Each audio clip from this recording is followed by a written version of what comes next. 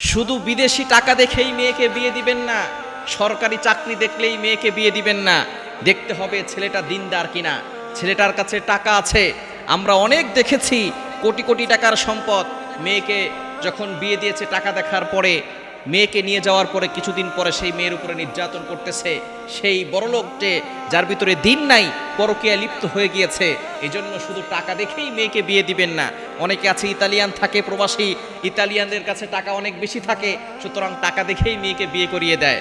দেখে না সেই ছেলেটার ভিতরে দিনদারিত্ব আছে কিনা। নবীজি সাল্লাল্লাহু আলাইহি ওয়াসাল্লাম মদিনার প্রেসিডেন্ট ছিলেন, তার কলিজার টুকরা সন্তান ফাতেমা রাদিয়াল্লাহু তাআলা আনহাকে বিয়ে দিয়েছিলেন হযরত আলী রাদিয়াল্লাহু তাআলা আনহুর সাথে।